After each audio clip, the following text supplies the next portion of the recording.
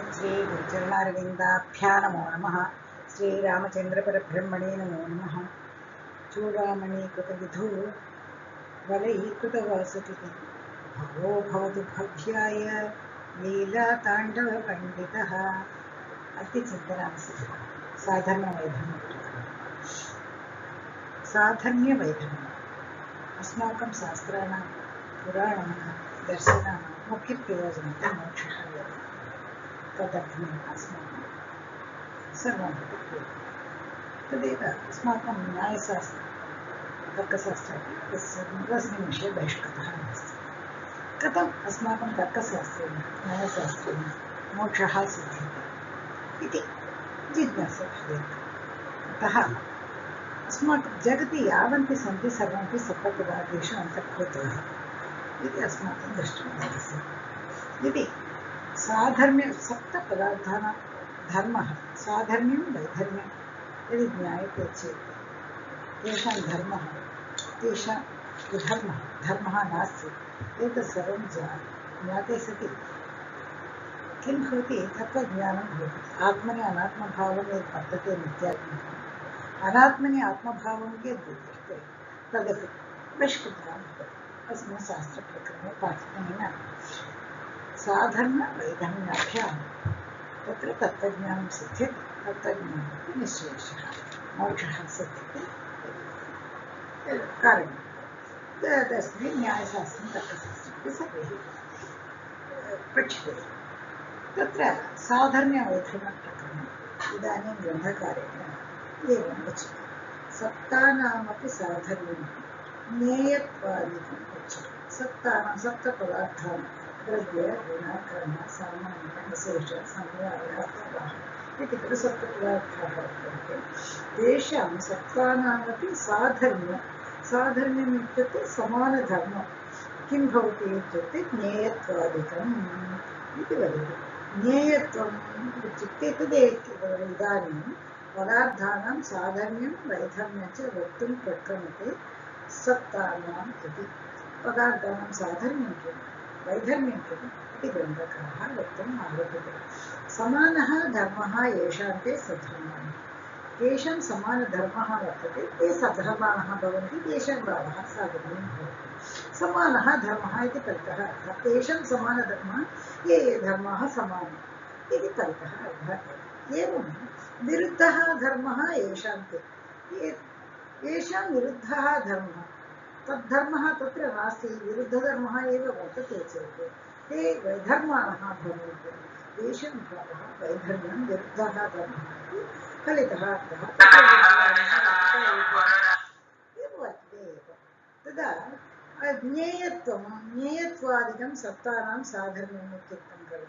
ज्ञेयत्वम् इत्युक्ते किमिति वदति ग्रन्थकारः।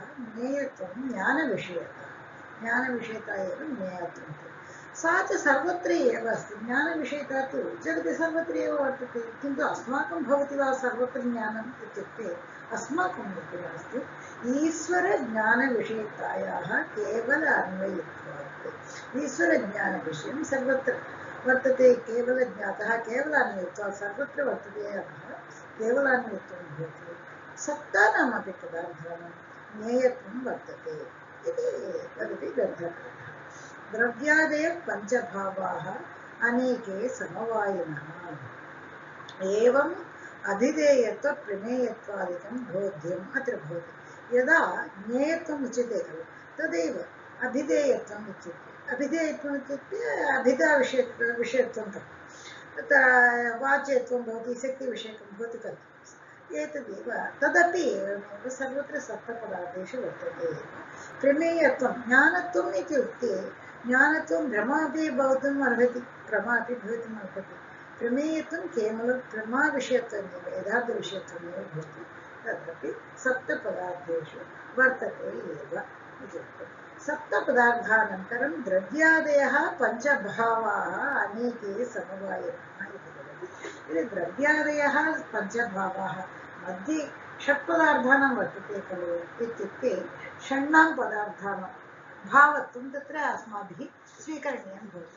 यतः सप्तपदार्थेषु अभावपदार्थः एकः एव अवशिष्टाः सर्वे अपि षण्णामपि तत्र भावपदार्थानामेव तत्र साधर्म्यं भवितुम् अर्हति इति अस्माभिः स्वीकर्तुं शक्यते।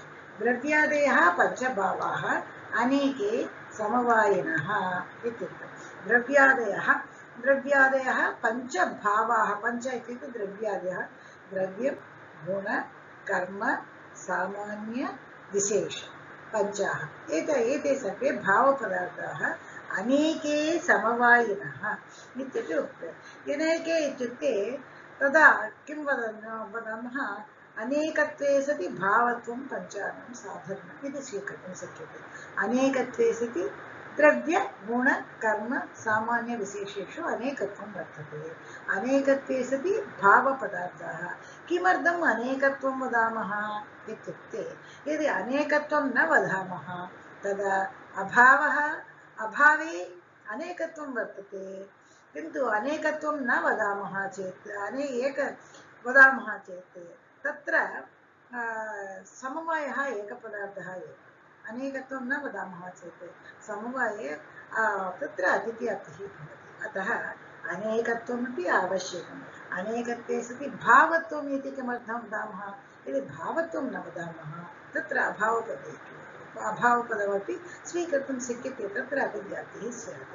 अतः अनेकत्वे सति भावत्वं इति वक्तुं शक्यते। पञ्चानां साधर्म्यं, पञ्चानाम् इत्युक्ते द्रव्य गुण कर्म सामान्य विशेषाणां साधर्म्यम् इति अर्थः तत्र भवति।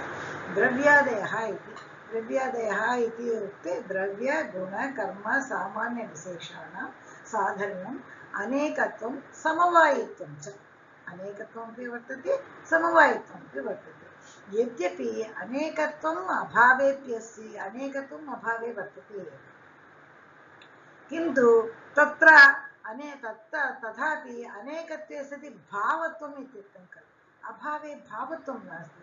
अतः पञ्चानां साधर्म्यं भवति। तथा च अनेकभाववृत्तिपदार्थ विभाजक उपाधिमत्वम् इति परितः अर्थः। पदार्थविभाजक उपाधिमत्वम् इत्युक्ते पदार्थाः सप्तपदार्थाः स्वीकृतमेव खलु, द्रव्यगुणकर्म इति। पदार्थविभाजक उपाधिमत्वम् अस्माभिः दृष्टमेव। द्रव्यत्वं गुणत्वं कर्मत्वं सामान्यत्वं विशेषत्वम् एते सर्वे अपि उपाधयः भवन्ति।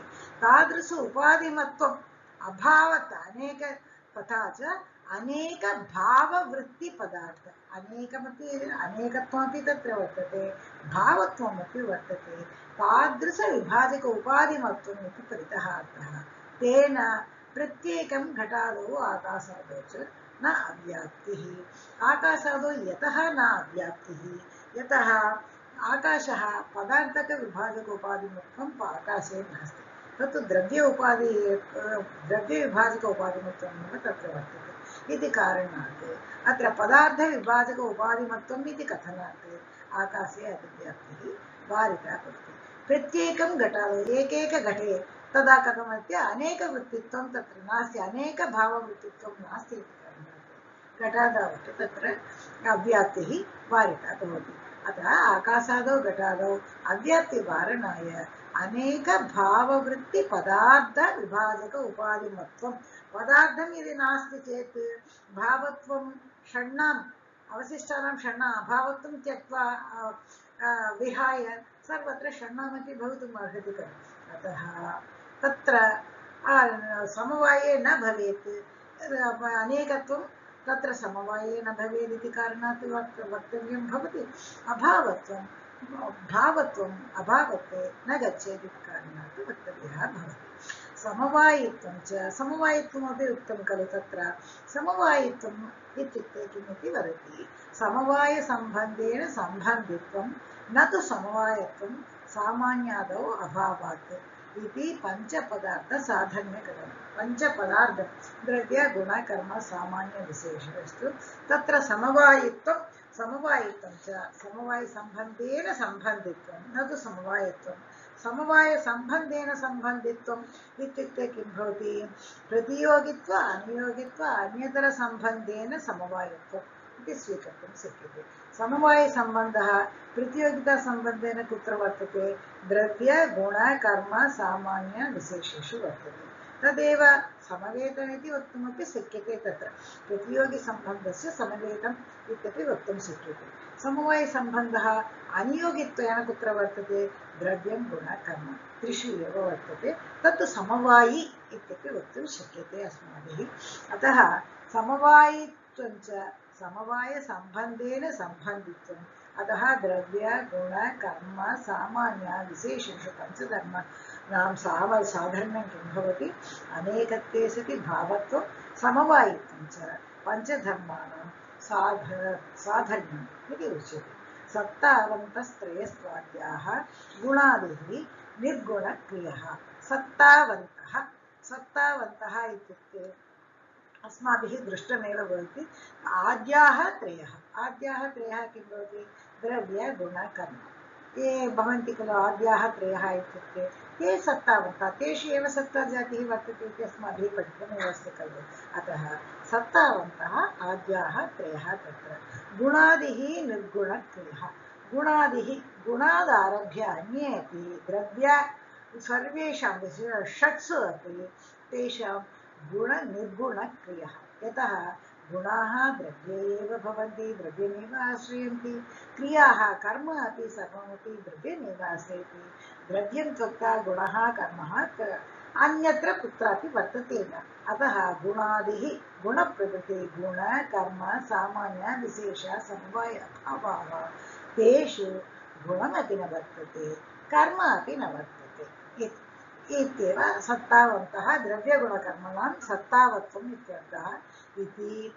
आद्यपदार्थत्रय साधर्म्यकथनम्। आद्यपदार्थत्रयम् इत्युक्ते द्रव्यगुणकर्मणां साधर्म्यम् उक्तं। गुणादिः इति यद्यपि गुणक्रियाशून्यत्वम् आद्यक्षणे घटादावधिव्याप्तं, क्रियाशून्यत्वं च गगनादावधिव्याप्तं, तथापि गुणवद् आवृत्तिधर्मत्वं कर्मवद् आवृत्तिपदार्थकविभाजक उपाधिमत्वं च तदर्थः। यदि गुणक्रियादिशून्यत्वम् इति वदामः चेत्, यदा गुणक्रियाशून्यत्वम् आद्यक्षणे घटात्, उत्पत्तिक्षणे घटादौ गुणमपि न भवति, निष्क्रियं उत्पत्तिक्षणे निष्क्रियं निर्गुणं च तिष्ठति खलु। अतः तत्र घटादौ अतिव्याप्तं खलु लक्षणं। गुणक्रियादिशून्यत्वम् आद्यक्षणे घटादौ अतिव्याप्तं खलु। तदेव क्रियाशून्यत्वम् इति वदामः चेत् आकाशे क्रिया न भवति। अतः गगनादावति काले न भवति, दिशि न भवति। अतः गगनादौ अतिव्याप्तम् इति भवति चेत् तदार्थं स्वीकरणीयं भवति। गुणवत् आवृत्तिधर्मवत्वम्। गुणशून्यत्वम् इत्युक्ते गुणवद् आवृत्तिधर्मवत्वम्। गुणवद् आवृत्तिधर्मवत्वं कुत्र वर्तते? कर्मवद् आवृत्तिपदार्थविभाजक उपाधिमत्वं च। कर्मवद् आवृत्ति, कर्म यत्र न भवति तावत् पदार्थ उपाधिकत्वमेव वर्तते, अत्र उपाधिमत्वमेव वर्तते, द्रव्य इति न वर्तते। अतः न हि घटत्वादिकं द्रव्यत्वादिकं वा गुणवद् आवृत्ति कर्मवद् आवृत्ति वा। न हि घटत्वादिकं, घटे द्रव्यत्वादिकं वा गुणवद् आवृत्तित्वं वर्तते वा घटे इत्युक्ते नास्ति, कर्मवद् आवृत्तित्वं वर्तते वा इत्युक्ते नास्ति।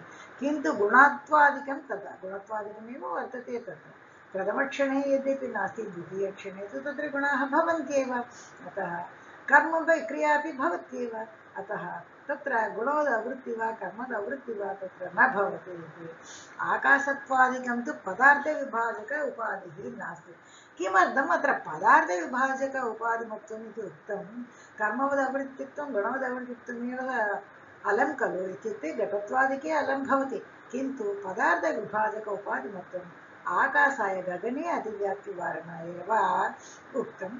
अदे गगनं तु आकाशं तु द्रव्येषु वर्तते, द्रव्यविभाजक उपाधिमत्वं न आकाशे वर्तते, न तु पदार्थ उपाधिमत्वं विभाजक उपाधिमत्वं तत्र वर्तते इति कारणात् तत्र अतिव्याप्तिः न भवति इति। गुणादिषट्पदार्थ साधर्म्यं। गुणादिषट्पदार्थेषु साधर्म्यं किं? गुणक्रियाशून्यत्वं। गुणक्रियाशून्यत्वम् इत्युक्ते गुणवद् आवृत्तिधर्मत्वं च कर्मवद् आवृत्तिपदार्थविभाजक उपाधिमत्वं च षण्णां गुणप्रकृति षण्णामपि साधर्म्यं भवति। सामान्यपरिहीनास्तु सर्वे जात्यादयो मताः पारिमाण्डल्यभिन्नानां कारणत्वम् उदाहृतम्। सामान्य इत्युक्ते सामान्यपरिहीनाः, सामान्यं विना ये ये वर्तन्ते सर्वे जात्यादयः मताः। सामान्यम् इत्युक्ते जाति एव खलु, सामान्य इति तदा विवरणं ददाति ग्रन्थकारः। सामान्य अनधिकरणत्वं सामान्यादीनां, सामान्यादीनाम् इत्युक्ते सामान्य विशेष समवाय अभावानाम् एतेषां किं भवति, सामान्य अनधिकरणत्वं। सामान्य अधिकरणत्वं कुत्र वर्तते, द्रव्य गुण कर्मसु एव खलु वर्तते। सामान्य विशेष समवाय अभावेषु सामान्य अनधिकरणमेव वर्तते इति तेषां सामान्य इति सामान्यादि पदार्थ चतुष्टय साधनं, सामान्य विशेष समवाय अभावानां साधनम् अत्र एवम् उच्यते। अवशिष्टम् अन्यत्र पश्यामः। नमस्काराः, धन्यवादाः। सर्वे सन्तु सुखिनः, सर्वे सन्तु निरामयाः, सर्वे भद्राणि पश्यन्तु, मा कश्चित्